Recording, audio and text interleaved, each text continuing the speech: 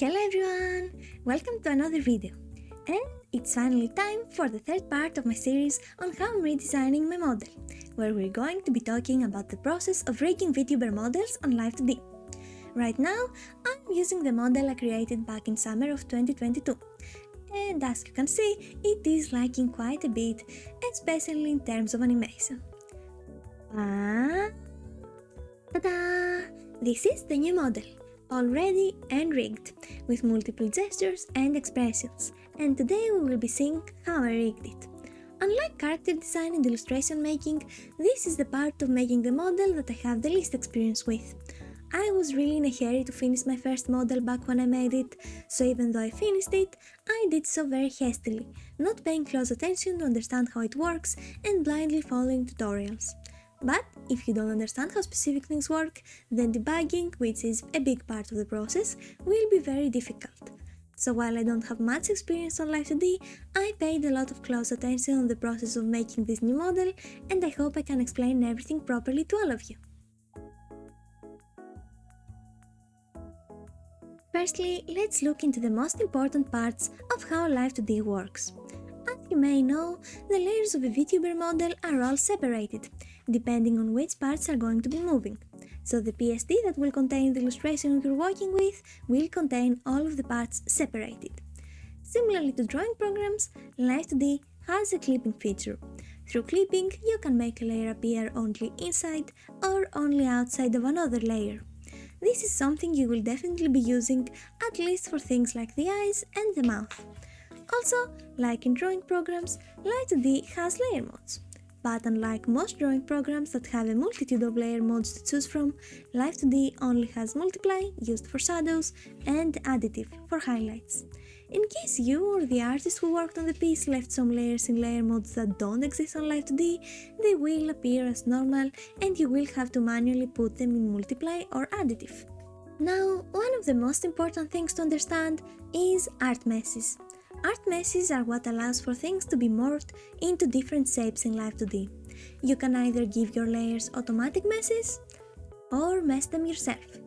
I would suggest grabbing all of your layers and giving them an automatic standard art mesh as you begin, to make sure nothing remains without one.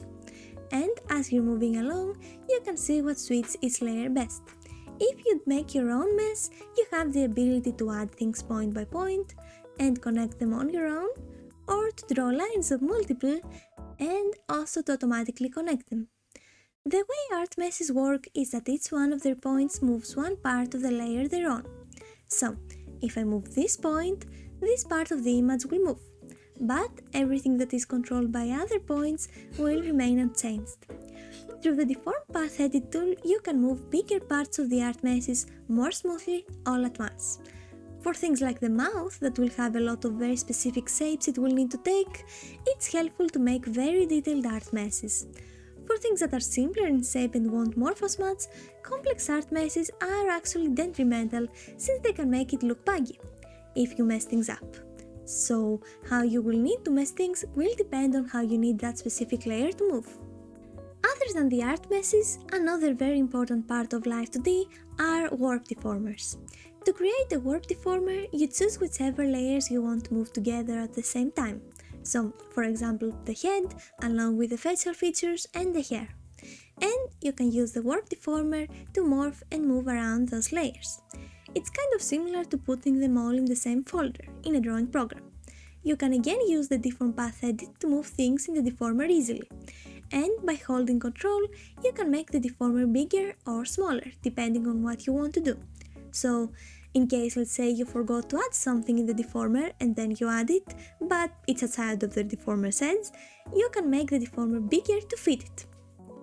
Live2D itself suggests not putting too many parameters in one specific deformer, so when you get such a message, you can always put your original deformer inside of another deformer and move the new deformer for the extra parameters. And speaking of parameters, that's pretty much what you use for the animation itself. So, parameters are these lines and they have these points called keyforms. When making a parameter, you can choose the values it will have, which will most often be either 0 and 1 or -1, 0 and 1. For things like the smile eyes, for example, where the eye is either in its smiling form or it isn't, you would use a deformer with a default value of 0. This is how you want it to be when your model starts out without any tracking. But for something like the head X, which is your head moving on the X-axis, you will have 3 keyforms. The default will again be in 0, where the head will be looking straight ahead, and in -1 and 1, the head will be turning to its side. There is also this box saying blend shape when you make a parameter. Blend shape parameters are usually used for physics animations. So there will be some parameters that will automatically be there when you open Live2D, and you can decide whether you need them or not as you go. But you can also download one of Live2D's sample model files to see how it moves in each of the different parameters and use that for your own process as an example. Now that you know the most basic tools, let me explain the interface a bit. Here is a window which shows you the layers as they exist in your PSD file. If you want something to appear to be in front or behind something else, you move it from here. And layers are also separated by folders. In general, it's mostly similar to what you would see in the layer controls if you were using a drawing program. This window also shows you your layers, but this is for the animation. So from where you will be adding your layers to deformers and controlling which will go where. This is your parameters window. You can make new parameters, edit your parameters, add new keyforms, or remove the ones you already have there. You can select all the layers that are moved by a keyform, or you can reflect the motion from one side of the keyform to the other. You can also add 2 or 3 keyforms, or remove all keyforms for the layers and parameter you have selected at the moment. From here you can see various extra settings for the parameters. Some that you may need to use are synthesize corners, where if you link 2 parameters like, say, the face angle, you can move the face in a circular motion. But at first you will only have keyforms ready for the 5 points of the center and each of the sides of the X and Y axis. So nothing for the 4 corners over here. Synthesize corners does exactly that. It takes the way the other keyforms are morphed and synthesizes what it thinks their combinations should look like. Pay attention to this though, because it's very possible you might need to make some tweaks to its results.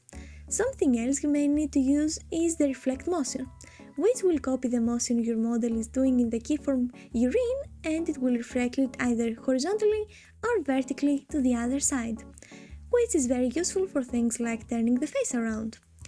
And there's also apply 3D expression rotation, which you can use for various things, but I personally used it to make the irises seem more 3D when they're moving in the eyeball. And the limit setting for blend shape weight, where you can pretty much tell it that if a certain parameter is moved to a specific point, another parameter should or should not be at some other specific point. And this can be used to make sure that you won't have any weird combinations of animations that go against each other. Right above the parameter window, you can see the inspector, which has all of your layer information. Here you can see your layer's name, ID, which is used for clipping, opacity, blend modes, and other info. To clip something, you need to take the ID of the layer which you will be clipping the other layer to and add it to the second layer's clipping ID. Like this, the second layer will only appear where the first layer is, and inverse mask will do the opposite, where the second layer will appear wherever the first layer isn't. Do keep in mind that unlike most drawing programs, if you close the opacity of the first layer, you will still be able to see the second layer. Up here are various tools. Texture Atlas is what the tracking program you will be using, for example VTube Studio, will read to show your model. So that's something you can make after you finish everything else.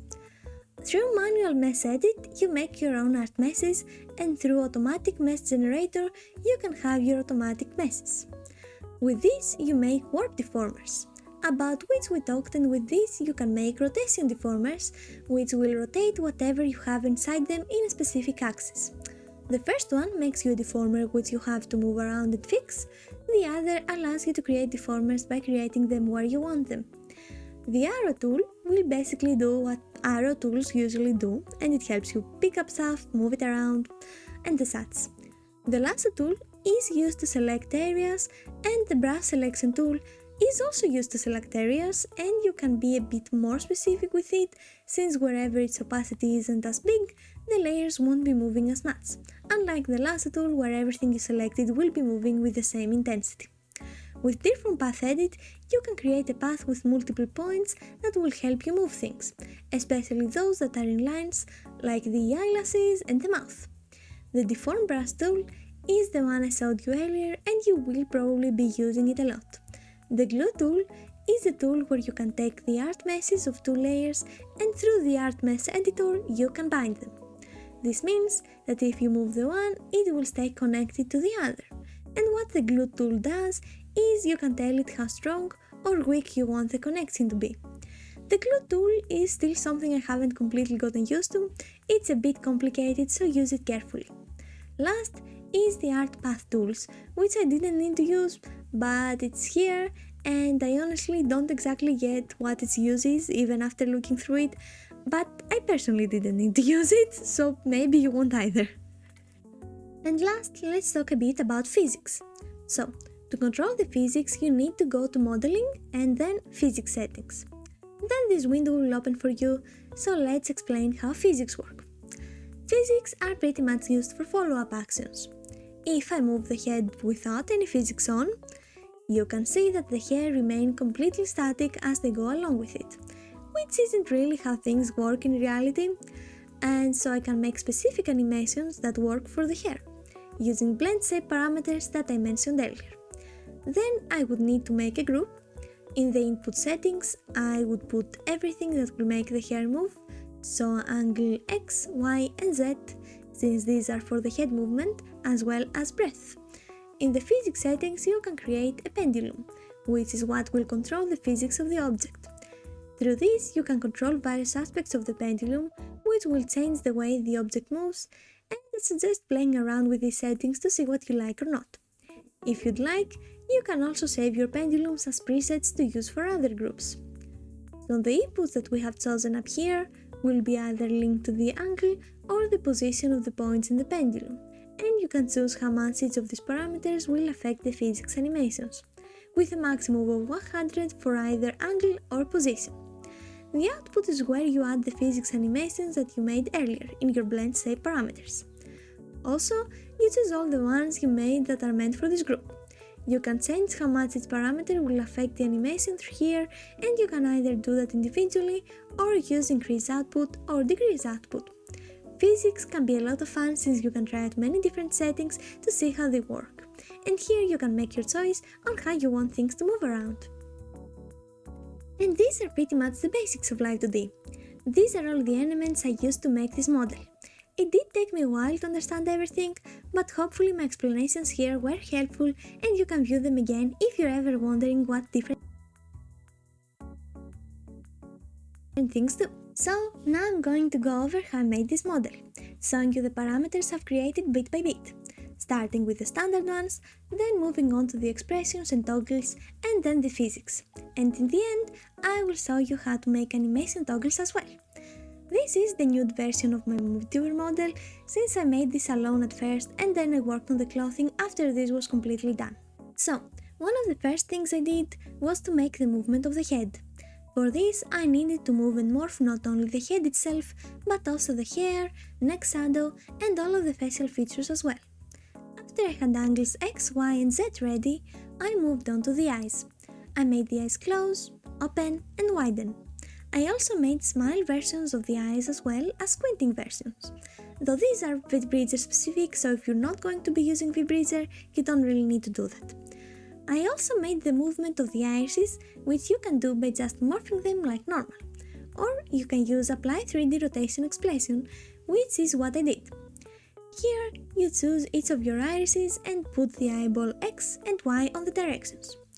Then, you move the center to where the center of your iris is, and you can change the parameters down here, so that the eyes don't move too far away and don't remain too close on the center as you move the eyeball X and Y parameters.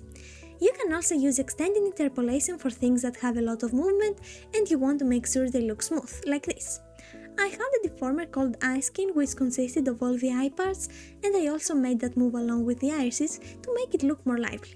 After that, I also did the eyebrows separately from the form and the angle, and I was done with the eyes. Next, I worked on the body movements with the different body angles. The hips, the legs, since I wanted to make her step as she moved from one side to another, and of course, the breath. I wanted to have different hand and arm poses for some of my toggles, so I had to work on that too. Now the easiest way to do this is to just make the different arm poses and have the transparency for them open and close when setting up on Video Studio.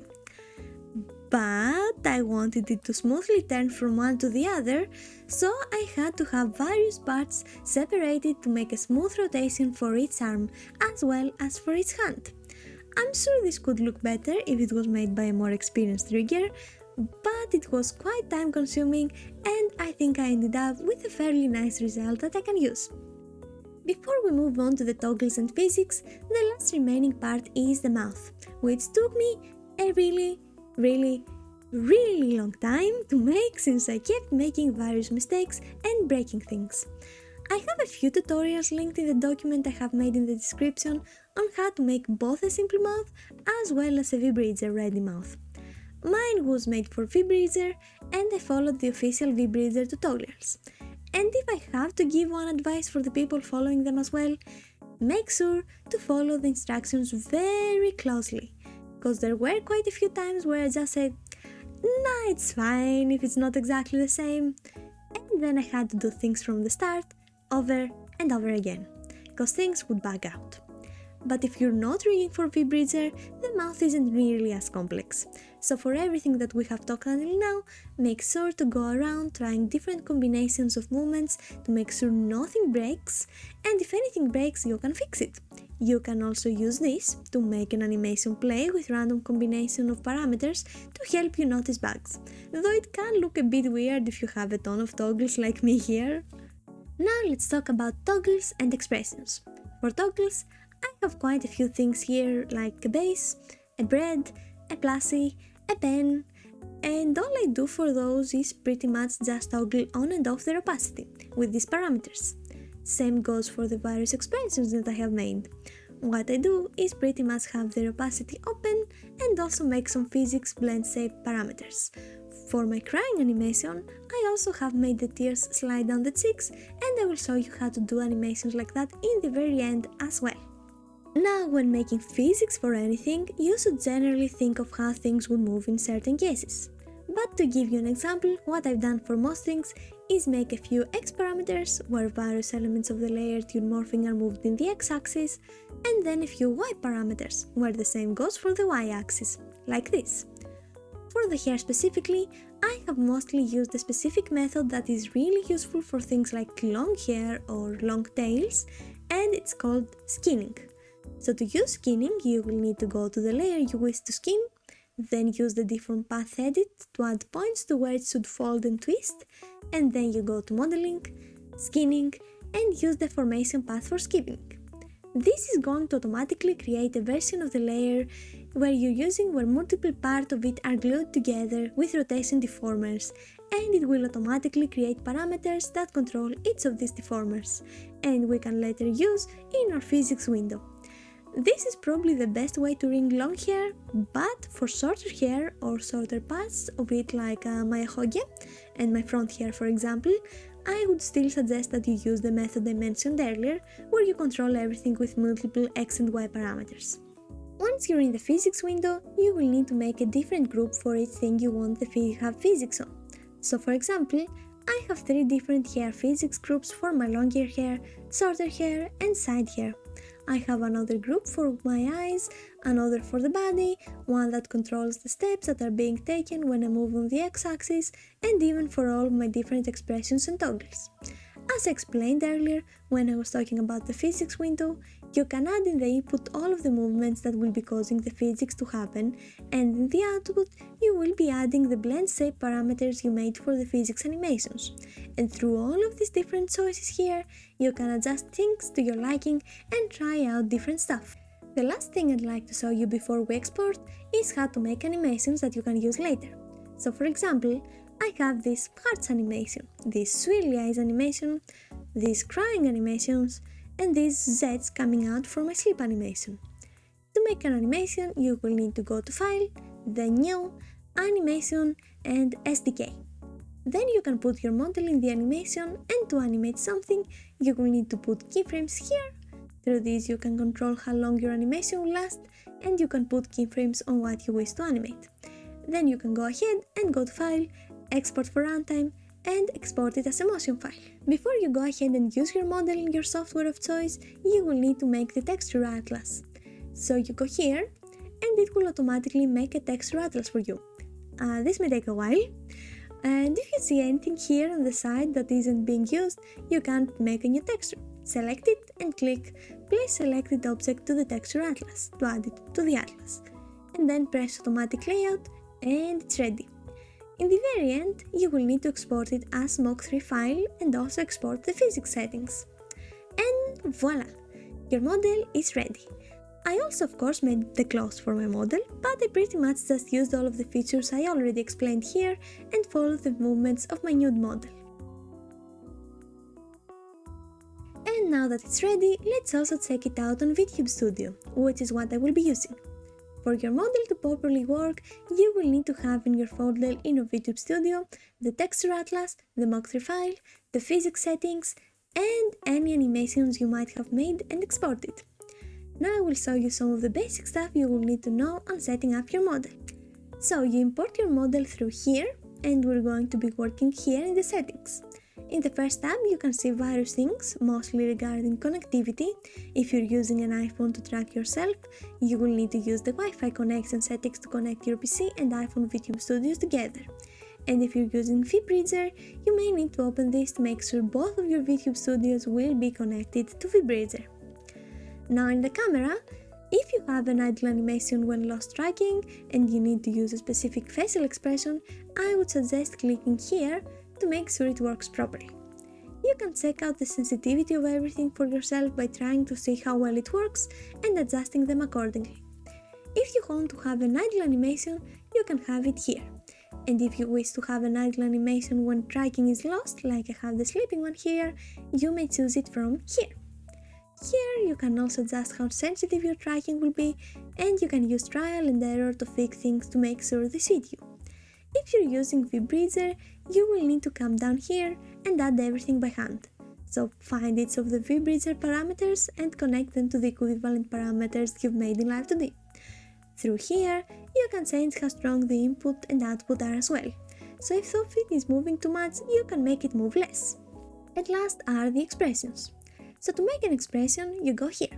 You create a new expression, you name it, and you add the thing you want it to do. So for example, I want my arms to move here and to hold my plushie. But since I have a lot of other expressions that use the hands, if I don't want them all to get complicated when I use one and then the other, we will need to open all of the other parameters that have our hand-related toggles and make sure that they remain closed while this one is open. And of course the same goes for face expressions that you don't want to mix. Through here, you can make a new hotkey for the expression, so you can tell it you want it to set and unset the expression, which expression you want to have, and then add a combination of keys or a button on the screen to activate the expression. In the case that you want to have an animation play at the same time as an expression, like for example my crying animation here, you can simply assign them the same key combinations. I don't really know if there is a more effective way to do this, but if you know of one, please mention it in the comments. And that's pretty much it when it comes to setting up. You should try out different things, make sure nothing is bugging and everything works well together, and you're absolutely ready. Finally, my new model is done and I am so happy with it. This design is so much more thought out, the illustrations so much better, and the animation so much more expressive than my previous one. Making this new model took me a while, especially when it came to properly learning to use Live 2D, but I am extremely satisfied with my final result. And after all this three-part series finally reaches its end. I am really thankful that you decided to watch this video to the end and for supporting my work here, especially if you watched all 3 of my videos on this series. I know I didn't go extremely in depth about what animates each specific body part here, but there are so many good tutorials for those out there, from much more experienced riggers, and that's why I have a Google Doc in the description that you can use to find a lot more useful tutorials. This video is meant mostly to explain the software's basic functions and your base workflow when making a model and setting it up, since this is something that I felt I really needed when I was making this model and it's something I couldn't find elsewhere. Nonetheless, I really hope I helped at least some of you with this video, and I really hope you make some wonderful models. Again, thank you so much for sticking around, and I hope to see you here next time as well. Bye bye!